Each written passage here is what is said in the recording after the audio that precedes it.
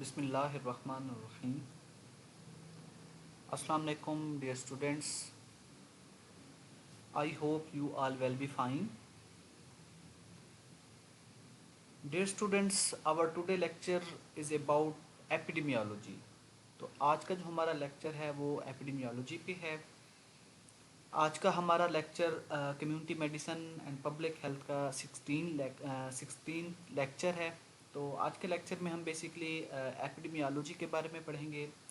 आपको आज के लेक्चर में एपिडेमियोलॉजी के बारे में बताया जाएगा कि एपिडेमियोलॉजी बेसिकली कम्युनिटी मेडिसिन और पब्लिक हेल्थ में मेजर जो रोल है वो एपिडेमियोलॉजी का ही है। एपिडेमियोलॉजी की डिफरेंट टर्मिनोलॉजीज जो हैं वो यूज़ होती हैं कम्युनिटी मेडिसिन और पब्लिक हेल्थ में।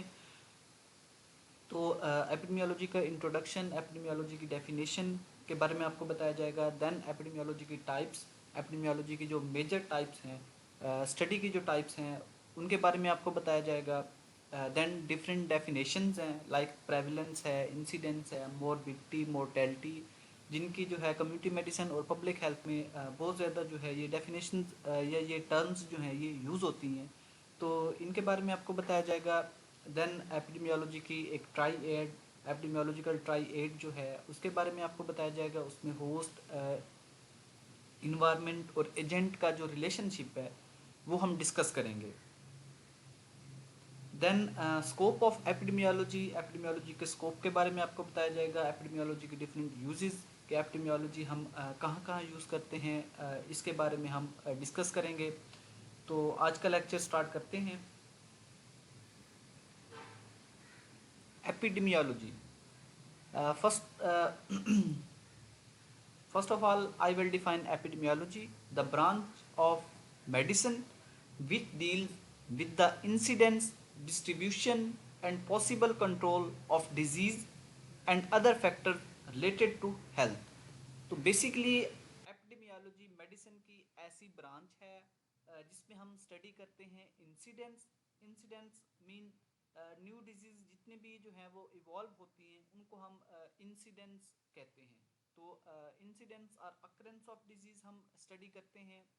डिस्ट्रीब्यूशन, डिजीज़ की डिस्ट्रीब्यूशन देखते हैं कि डिजीज़ जो है वो कितनी डिस्ट्रीब्यूट हुई है, किन किन एरिया में जो है वो डिजीज़ का बर्डन है और इसकी क्या जो है डिस्ट्रीब्यूशन है। बेसिकली डिस्ट्रीब्यूशन हम डिस्कस करते हैं। देन पॉसिबल कंट्रोल, देन उस डिज़ीज़ को कंट्रोल करने के लिए जो प्रिवेंटिव मेजर्स हैं, जो पॉसिबल कंट्रोल उस डिज़ीज़ का जो बनता है वो हम डिस्कस करते हैं। तो बेसिकली एपिडेमियोलॉजी में किसी डिज़ीज़ की काज, न्यू डिज़ीज़ जो डेवलप होती है, न्यू डिज़ीज़ के बारे में जानना, देन उसकी डिस्ट्रीब्यूशन देखना कि वो कितना डिस्ट्रीब्यूट करती है, उसकी क्या डिस्ट्रीब्यूशन है, देन उसका कंट्रोल। तो ये मेन 3 चीज़ें हैं जो हम जो हम मेडिसिन की ब्रांच में डील करते स्टडी करते हैं। तो मेडिसिन की ऐसी ब्रांच एपिडेमियोलॉजी कहलाती है। And other factor related to health, और अदर फैक्टर्स भी हैं जो हेल्थ को जो है वो अफेक्ट करते हैं, तो उनकी भी स्टडी जो है वो हम एपिडेमियोलॉजी में करते हैं। देन इसकी second definition, the study of the distribution and determinants of health related states or events in specified population. The study of distribution and distribution of disease and determinants जो है, डिटर्मिनेंट्स ऑफ हेल्थ, उनमें different factors जो हैं वो include हैं।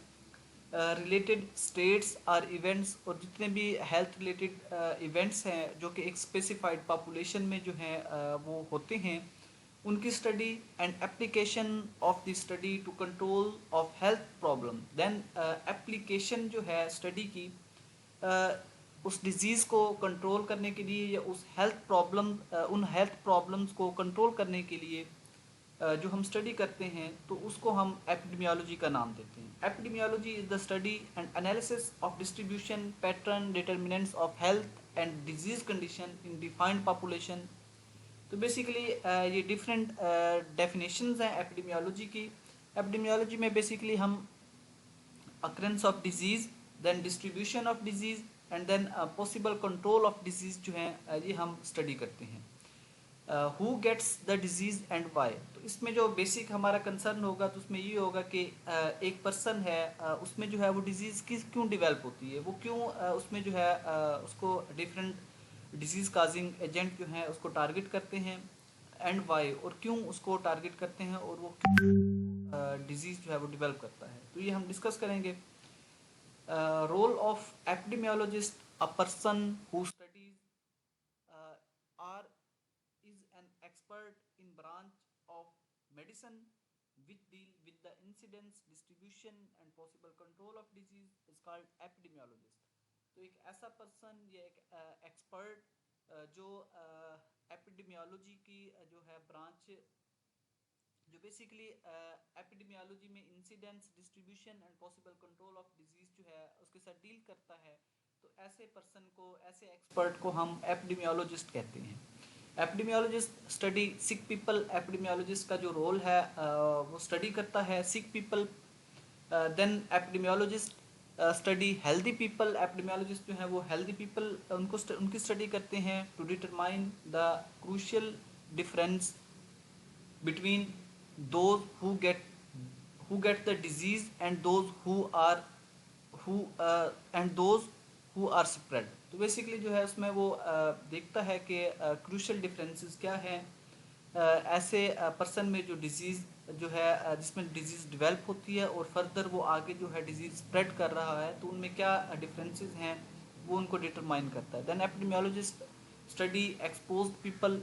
Then exposed people जो हैं उनकी स्टडी करता है epidemiologist. Study non exposed people. Non exposed people जो हैं उनकी स्टडी करता है to determine the crucial effect of the exposure. Then exposure को जो है वो डिटरमाइन करता है कि एक्सपोज पीपल और नॉन एक्सपोज पीपल में क्या क्या डिफरेंसेस हैं, ये कौन कौन से डिटर्मिनेंट्स हैं जिनकी बेस पे जो है वो डिजीज़ जो है वो एक्सपोज पीपल में डेवलप होती है और नॉन एक्सपोज पीपल में जो है वो डिजीज़ डेवलप नहीं होती। तो इन सब चीज़ के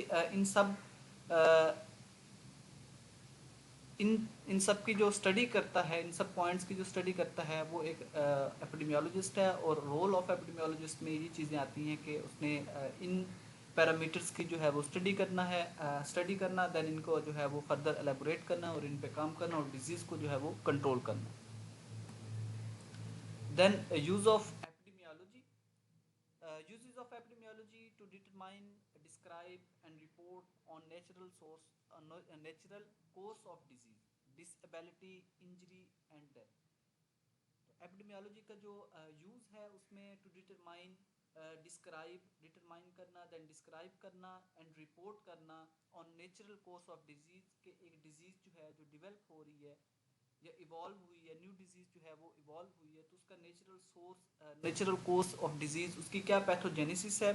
देन डिसेबिलिटी, उसकी वजह से क्या डिसेबिलिटी आ रही है, इंजरी होती है या वो जो या डेथ है, तो फर्दर उसकी जो है कॉम्प्लिकेशन, अगर उस डिजीज़ को कंट्रोल नहीं करते तो उसकी फर्दर क्या कॉम्प्लिकेशन जो हैं वो हो सकती हैं। To aid in planning and development of health services and program. इसी तरह से एपिडेमियोलॉजी का जो यूज़ है वो different planning and development of health services, तो डिफरेंट हेल्थ सर्विसेज की प्लानिंग में और डेवलपमेंट में जो है इसका रोल है, इसका यूज़ है। एंड डिफरेंट हेल्थ प्रोग्राम, और डिफरेंट हेल्थ प्रोग्राम जो है इस्टेब्लिश किए जाते हैं। तो बेसिकली जो है वो एपिडेमियोलॉजी का जो नॉलेज है, एपिडेमियोलॉजी का जो डाटा है उसको यूज़ करते हुए किसी भी कोई भी जो है वो हेल्थ प्रोग्राम जो है वो स्टार्ट किया जाता है। फॉर एग्जांपल, अगर कहीं पे किसी स्पेसिफिक एरिया में जो है एक स्पेसिफिक डिजीज़ जो है वो डेवलप हुई है और वहाँ पे बहुत ज़्यादा वो स्प्रेड कर रही है, देन प्रोग्राम्स बनाए जाएंगे, प्लानिंग्स बनाई जाएंगी और डेवलपमेंट की जाएगी हेल्थ सर्विसेज की, ताकि उस जगह पे उस डिज़ीज़ को जो है उन लोगों को उस डिज़ीज़ से बचाया जाए, देन उस डिज़ीज़ को जो है वो कंट्रोल किया जाए और उस डिज़ीज़ का जो स्प्रेड है उसको रोका जाए। To provide administrative and planning data. इसी तरह से किसी डिजीज़ की जो है किसी डिजीज़ की या किसी एपिडेमिक्स, ऐसी डिजीज़ जो एपिडेमिक्स में जो है वो जिसकी जो अक्रेंस है वो एपिडेमिक्स में आती है या पेंडेमिक है, तो उसकी जो है एडमिनिस्ट्रेटिव और प्लानिंग डाटा जो है वो प्रोवाइड करना वो एपिडेमियोलॉजी का जो है उसमें रोल है। टू स्टडी द काज।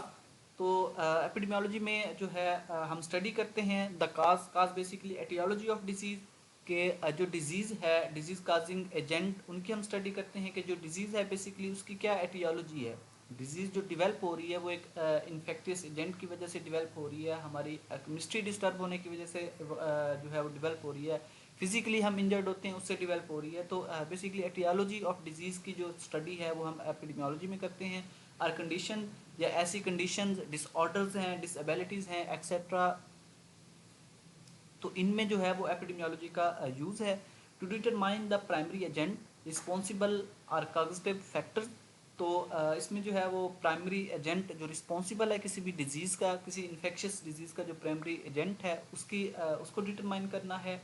और कॉग्निटिव फैक्टर या डिफरेंट इन्वायरमेंटल फैक्टर जो हैं, इन्वायरमेंटल फैक्टर जो डिजीज़ काज कर रहे हैं उनको डिटरमाइन करने के लिए हम एपिडेमियोलॉजी का यूज़ करते हैं।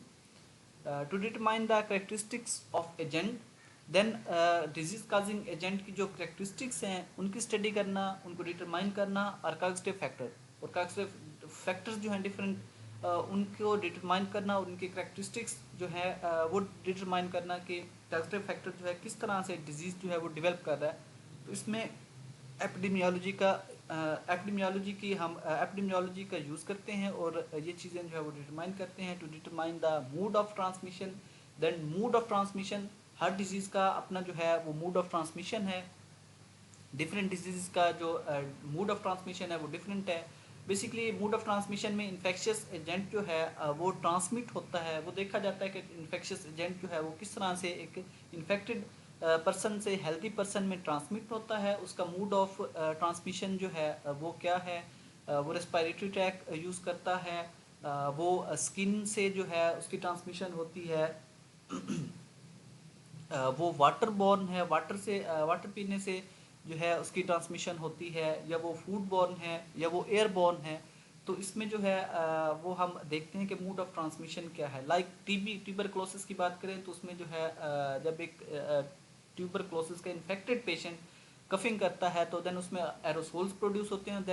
देन वो एरोसोल्स अगर एक हेल्दी पर्सन इनहेल करता है तो वो उसके रेस्पिरेटरी ट्रैक से होते हुए उसके लंग्स तक जाते हैं। देन वहाँ पे जो है वो हेल्दी पर्सन को इन्फेक्ट करते हैं और वहाँ पे इन्फेक्शन जो है वो काज करते हैं। तो इसके मूड ऑफ ट्रांसमिशन, ट्यूबरक्लोसिस का मूड ऑफ ट्रांसमिशन की बात करें तो इसका जो मूड ऑफ ट्रांसमिशन है वो थ्रू रेस्पिरेटरी एरोसोल्स है। और इसका जो मूड और मोस्टली जो है ये हमारे लंग्स को जो है वो टारगेट करता है। इसी तरह से कोविड-19 का जो मूड ऑफ ट्रांसमिशन है वो भी जो है वो रेस्पिरेटरी ट्रैक से थ्रू एरोसोल्स जो है वो एंटर होता है और हमारी बॉडी को जो है वो अटैक करता है। To determine contributing factor, then contributing factors को डिटरमाइन करना। कंट्रीब्यूटिंग फैक्टर्स लाइक कोई डिजीज़ डेवलप होती है देन उसकी जो है उसको प्रोग्रेस करने में या उसको जो है वो सीवियर फॉर्म में लाने के लिए डिफरेंट फैक्टर्स होते हैं जिनको हम कंट्रीब्यूटिंग फैक्टर्स कहते हैं। तो उनकी जो उनको डिटरमाइन करने में हमें जो हम यूज़ करते हैं वो एपिडेमियोलॉजी यूज़ करते हैं। एपिडेमियोलॉजी का डाटा यूज़ करते हैं, एपिडेमियोलॉजी का नॉलेज यूज़ करते हैं to identify and determine the geographic pattern. Then geographic pattern, different places का जो जियोग्राफिक पैटर्न है वो डिफरेंट है। तो उनको डिटरमाइन करना और उनको आइडेंटिफाई करना, वहाँ पे डिजीज़ जो है डिजीज़ रेट बेसिकली जो है वहाँ पे डिजीज़ की स्टडी करना, वहाँ पे हेल्दी पीपल्स की स्टडी करना। तो इनमें भी जो है वो एपिडेमियोलॉजी का यूज़ है। Then purpose of epidemiology, basically जो एपिडेमियोलॉजी का पर्पस है to provide a basis for developing disease control and prevention measures for group at risk. तो बेसिकली एपिडेमियोलॉजी का जो पर्पस है उसमें ये है कि एपिडेमियोलॉजी में किसी भी डिजीज़ की जो है वो डिटेक्शन होती है। देन उस पर उससे रिलेटेड डाटा जो है वो कलेक्ट किया जाता है। इसका जो मेन पर्पस है वो मेन पर्पस जो एपिडेमियोलॉजी का है वो to control disease and prevention measures for groups at risk. तो इसमें डिजीज़ का कंट्रोल है और देन ऐसी पॉपुलेशन को जो है वो बचाना है जो एट रिस्क पे है, जिन पे जो एट रिस्क है। तो ऐसी पॉपुलेशन को बचाना और उस डिजीज़ को, एक डेवलपिंग डिजीज़ को कंट्रोल करना, ये बेसिक पर्पस है एपिडेमियोलॉजी का। This translate into developing measure to prevent और control disease. Then developing measures जो है टू प्रिवेंट, मेजर जो है वो डेवलप किए जाएँ to prevent and control disease. Basically जो है एपिडेमियोलॉजी का जो बेसिक मकसद है, पर्पज़ है, वो कंट्रोल है डेवलपिंग डिजीज़ का। डिजीज़ को कंट्रोल करना और उसको प्रिवेंट करना, ये बेसिक पर्पज़ है एपिडेमियोलॉजी का। Then types of epidemiology. There are two major types of epidemiology. Descriptive epidemiology. Descriptive epidemiology examining the distribution of disease in a population and observing the basic feature of its distribution. तो इसकी जो major types हैं उसमें descriptive epidemiology है और second जो है वो एनालिटिकल एपिडेमियोलॉजी है। डिस्क्रिप्टिव एपिडेमियोलॉजी में बेसिकली हम जो है वो एग्जामिन करते हैं द डिस्ट्रीब्यूशन ऑफ डिजीज़ के, जो डिजीज़ है उसकी क्या डिस्ट्रीब्यूशन है इन अ पॉपुलेशन, एक पॉपुलेशन में, and observing the basic feature of इस डिस्ट्रीब्यूशन, और इस डिजीज़ की जो डिस्ट्रीब्यूशन है उसके बेसिक फीचर को ऑब्जर्व करना, उसको ऑब्जर्व करना, देन उनको एलेबोरेट करना, तो बेसिकली जो है वो डाटा कलेक्ट करना, वो डिस्क्रिप्टिव एपिडेमियोलॉजी में आता है, जिसमें हम बताते हैं कि डिजीज़ जो है वो किस तरह से डेवलप होती है और किस पॉपुलेशन में जो है इसकी कितनी डिस्ट्रीब्यूशन है और बेसिक डिजीज़ के जो है वो क्या बेसिक फीचर्स हैं। Then analytical epidemiology investigating hypothesis. Analytical epidemiology में बेसिकली हम रिसर्च वर्क करते हैं। इन्वेस्टिगेटिंग ब्रांच है ये, जिसमें जो है वो हम इन्वेस्टिगेशन करते हैं। हाइपोथेसिस जो है वो डेवलप करते हैं, देन उस पर जो है वो हम इन्वेस्टिगेशन करते हैं about the cause of disease की जो काज है उस पर, by studying how exposure related to disease, कि किस तरह से जो था वो एक्सपोजर्स हुए जिन्होंने जो है वो डिजीज़ फर्दर डेवलप की, और डिजीज़ की जो काज है वो क्या है। तो बेसिकली हाइपोथेसिस जनरेट करते हैं, देन हाइपोथेसिस पे हम वर्क करते हैं, डिफरेंट जो है वो हम उन पे इन्वेस्टिगेशंस करते हैं या रिसर्च वर्क करते हैं। तो ऐसी ब्रांच जिसमें हम रिसर्च वर्क करते हैं, किसी डिजीज़ की जो है वो काज हम जो है हाइपोथेसिस बनाते हैं about the cause of disease, then उसकी जो है वो हम एक्सपोजर्स देखते हैं रिलेटेड टू डिजीज़। तो ऐसी ब्रांच को हम एनालिटिकल एपिडेमियोलॉजी कहते हैं। The epidemiologic triangle. So epidemiologic triangle, three characteristics that are examined to study the cause for disease in analytic epidemiology. तो analytic epidemiology में हम थ्री करेक्टरिस्टिक्स जो हैं उनको हम उनकी स्टडी करते हैं। थ्री करेक्टरिस्टिक्स जिसकी वजह से जो है जो मेन पैरामीटर्स हैं एक डिजीज़ जो है वो डेवलप करने में जिनका रोल है, तो उनमें first one is host, second one agent, and third one is environment. तो ये तीन चीज़ें हैं जो एक एपिडेमियोलॉजिक ट्राइएंगल जो है वो बना रही हैं और एक दूसरे के साथ ये इंटरकनेक्टेड हैं। तो एक जो चीज़ है वो दूसरी को जो है वो अफेक्ट कर रही है, इसी तरह से दूसरी जो है वो तीसरी को, और ये एक ट्राइएंगल जो है वो बना रहे हैं। और अगर इनमें जो है एक बैलेंस रहता है तो जो डिजीज़ होगी या जो पर्सन होगा वो हेल्दी रहेगा, और अगर इनमें इनका जो बैलेंस है वो डिस्टर्ब होता है तो उससे जो है वो फर्दर डिजीज़ जो हैं वो डेवलप होती हैं। तो फर्दर हम इनको स्टडी करते हैं। एपिडेमियोलॉजिक ट्राइएड भी इसको कहा जाता है। तो इसमें जो है वो इन्वायरमेंट है, होस्ट है, एजेंट है। Then host personal traits, host में जो है उसके जो पर्सनल ट्रेट्स हैं, उसका बिहेवियर है, देन जेनेटिक प्रीडिस्पोजिशन है, एंड इम्यूनोलॉजिक फैक्टर्स हैं। तो बेसिकली जो है ये चीज़ें, ये पैरामीटर्स जो हैं वो होस्ट में देखी जाती हैं। होस्ट हम उस पर्सन को कहते हैं जिसमें जो है डिजीज़ डेवलप होती है। तो ऐसा पर्सन जिसमें डिजीज़ डेवलप होगी उसको हम होस्ट कहेंगे। होस्ट में मोस्टली जो है वो हम लोग आते हैं, ह्यूमंस होस्ट में आते हैं, इसी तरह से कुछ एनिमल्स होस्ट में आते हैं। तो ऐसा लिविंग ऑर्गेनिज्म जिसमें डिजीज़ डेवलप होगी उसको हम होस्ट का नाम देंगे। देन होस्ट में डिफरेंट जो हैं वो पैरामीटर्स हैं, like personal traits, behaviour, genetic predisposition and immunologic factors. तो ये जो है ये डिटरमाइन करते हैं कि जो डिजीज़ है वो डेवलप किस तरह से जो है वो डेवलप होगी। देन एजेंट्स बेसिकली होस्ट में जो डिजीज डेवलप करेगा, जो कॉग्निटिव एजेंट होगा उसको एजेंट होगा उसको हम एजेंट का नाम देंगे। जो कॉग्निटिव ऑर्गेनिज्म होगा जो डिजीज डेवलप करेगा उसको हम एजेंट का नाम देंगे। एजेंट बायोलॉजिकल भी हो सकता है। बायोलॉजिकल में डिफरेंट बायोलॉजिकल लिविंग ऑर्गेनिजम्स हैं जो इन्फेक्शियस डिजीज जो हैं वो डेवलप करते हैं, लाइक पैरासाइट्स हैं, देन बैक्टीरिया हैं, वायरसेस हैं, फंजाई हैं। तो ये बायोलॉजिकल एजेंट्स हैं जो डिफरेंट डिजीज़ इन्फेक्शियस डिजीज़ जो हैं वो काज करती हैं। देन फिजिकल, कुछ फिजिकल एजेंट्स हैं जिसकी वजह से जो है डिजीज़ जो है वो डेवलप हो सकती है, लाइक फिजिकल इंजरी है, हेड ट्रामा है। अगर सर पर चोट लगती है तो उससे जो है वो फर्दर जो है वो डिजीज़ डेवलप हो सकती है। देन केमिकल में डिफरेंट जो हैं वो केमिकल इंक्लूड्स हैं जो डिजीज़ जो हैं वो डेवलप करते हैं।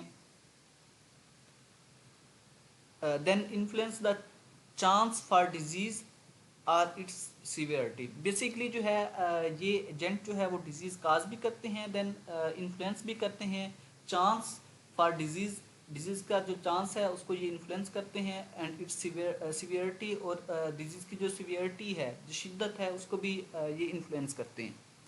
देन इन्वायरमेंट, थर्ड इन्वायरमेंट है जिसमें हमारा जिसमें होस्ट भी रहता है और एजेंट जो है डिजीज़ काजिंग ऑर्गेनिज्म जो है वो भी वहाँ पे प्रेजेंट होता है।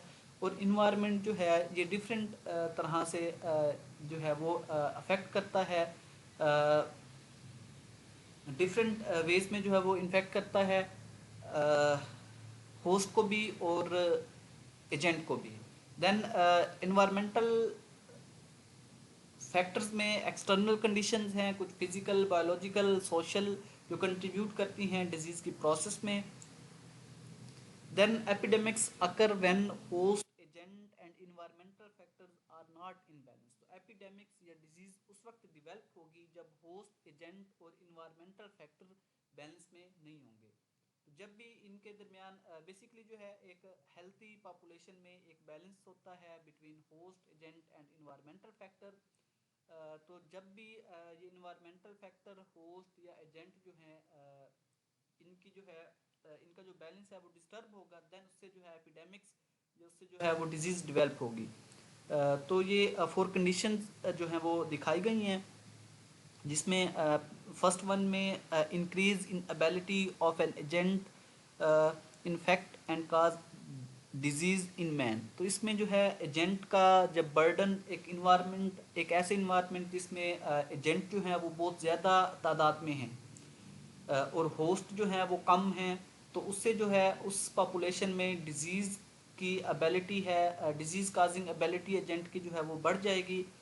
या आप इस तरह कह लें कि उस पॉपुलेशन में जो है वो डिजीज़ जो है वो डेवलप होगी जहाँ पे एजेंट की जो है एजेंट की जो तादाद है वो होस्ट से ज़्यादा है, ये एजेंट का जो बर्डन है वो होस्ट से ज़्यादा है। Then second one, the proportion of susceptibilities in human host population is increased. अगर ह्यूमन होस्ट ससेप्टिबल जो हैं वो बहुत ज़्यादा हों, ऐसे पर्सन जिनकी इम्यूनिटी जो है वो इम्यूनो कम्प्रोमाइज्ड हो, देन उससे भी पॉपुलेशन में ससेप्टिबिलिटी रेट जो है वो बढ़ जाएगा और डिजीज़ जो है वो डेवलप होगी। Then third one is environmental changes. अगर इन्वायरमेंटल फैक्टर जो हैं वो चेंज होते हैं जिसकी वजह से जो एजेंट हैं वो जो है वो बढ़ेंगे, और एजेंट इन्वायरमेंटल फैक्टर जो है वो एजेंट को जो है वो स्टिमुलेट करेंगी, या उनको जो एजेंट डिजीज़ काज कर रहे हैं तो डिजीज़ काजिंग एबिलिटी जो है उनकी वो बढ़ाएंगी, और होस्ट जो है उसको ससेप्टेबल करेंगी। देन ऐसी पॉपुलेशन में भी जो डिजीज़ जो होगी वो डेवलप होगी। Then environmental factor, environment change alter the host susceptible. तो इन्वायरमेंट चेंज होता है जिससे जो होस्ट है वो ससेप्टिबल हो सकता है, और जब होस्ट जो है ससेप्टिबल होगा तो जो डिजीज़ काजिंग एजेंट होगा वो डिजीज़ जो है वो काज करेगा और डिजीज़ जो होगी वो डेवलप होगी। तो एक ऐसा इन्वायरमेंट जिसमें एजेंट, होस्ट और इन्वायरमेंट जो है वो बैलेंस में रहेगा, तो ऐसी पॉपुलेशन जो है वो हेल्दी पॉपुलेशन कहलाएगी। Due to new agent, due to change in existing, तो ये डिफरेंट फैक्टर्स हैं या डिफरेंट पैरामीटर्स हैं जिनकी वजह से जो है बैलेंस जो है वो डिस्टर्ब होता है between agent, host and environment. Due to new agent, किसी न्यू एजेंट की वजह से जो है ये बैलेंस डिस्टर्ब हो सकता है। देन फर्दर जो है वो एपिडेमिक्स जो है वो डेवलप होगी। Due to change in existing, already जो एग्जिस्टिंग है उनमें कोई चेंज आ सकता है। एजेंट इन्फेक्टिविटी, पैथोजेनिसिटी और विरुलेंस। एजेंट जो है उसकी इन्फेक्टिविटी जो है वो बढ़ सकती है, पैथोजेनिसिटी बढ़ सकती है, उसकी जो विरुलेंस विरुलेंस उसमें जो है डिफरेंट फैक्टर्स हैं जो उसकी विरुलेंसी, डिजीज काजिंग एबिलिटी जो है वो बढ़ा रही हैं, तो वो चेंज हो सकती हैं। Due to change in number of susceptible in the population, इसी तरह से नंबर ऑफ ससेप्टिबल जो है पॉपुलेशन में वो चेंज हो सकते हैं, जिससे जो है वो डिजीज जो है वो डेवलप होगी।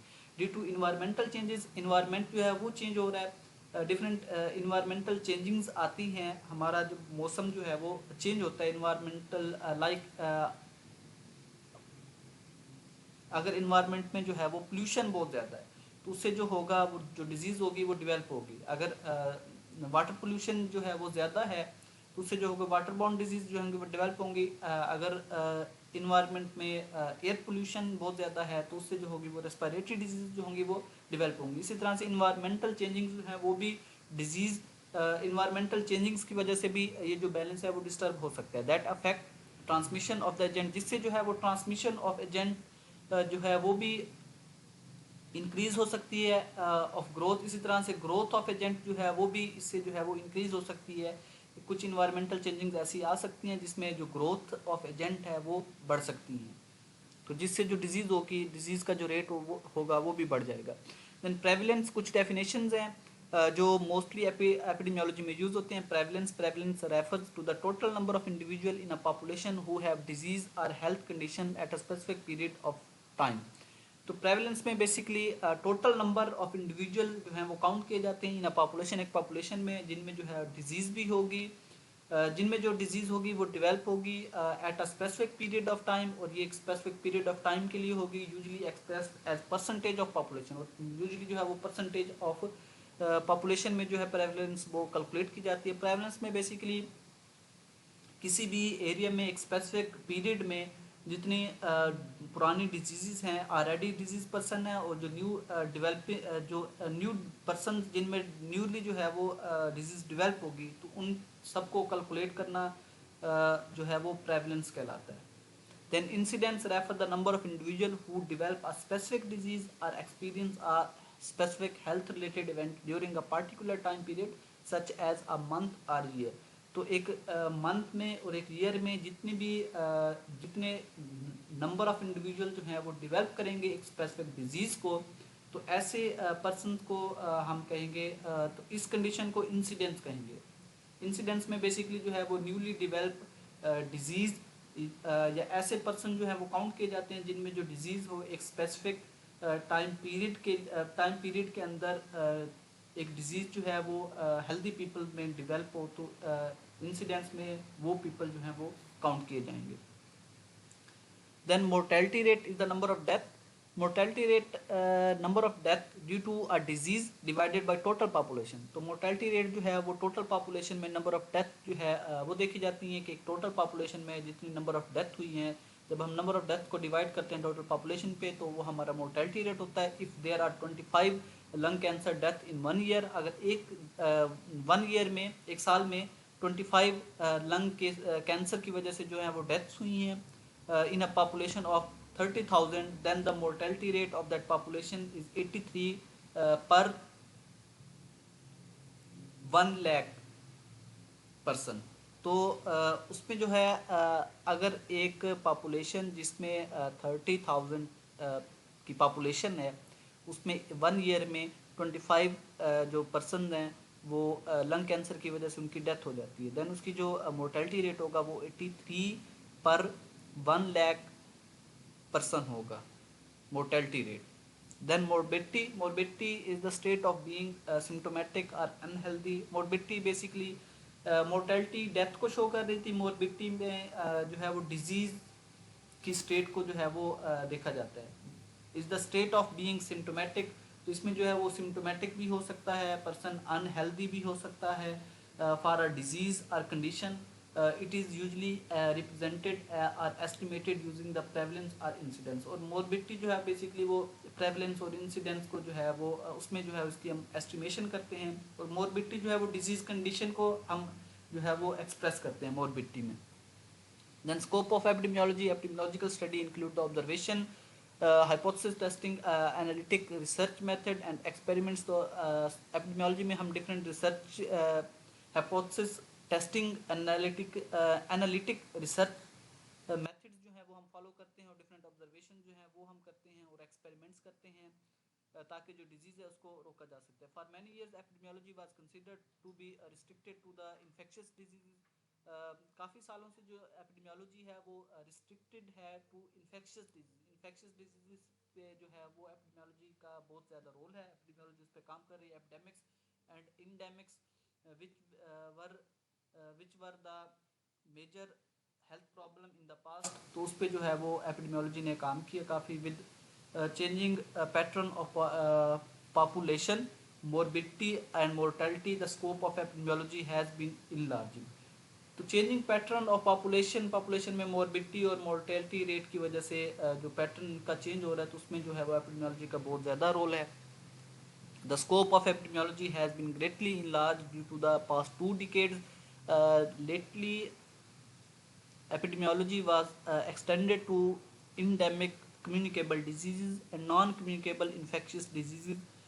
Recently, epidemiology can be applied to all diseases and other health related events. तो अब recently जो है वो epidemiology को अप्लाई करते हैं हम ऑल डिजीज़, जितने भी डिजीज़ हैं सब पे एपिडेमियोलॉजी जो है वो काम कर रही है. एपिडेमियोलॉजिस्ट जो हैं वो काम कर रहे हैं और डाटा कलेक्ट कर रहे हैं और उसको कंट्रोल करने के लिए जो है वो वर्क कर रहे हैं. And health related events. तो आज का ये लेक्चर था. आई होप आप लोगों को आज का लेक्चर जो है वो समझ आ जाएगा. अगर फर्दर आप लोगों की कोई क्यूरी है तो आप ग्रुप में डिस्कस कर सकते हैं. अल्लाह हाफिज़. Thank you.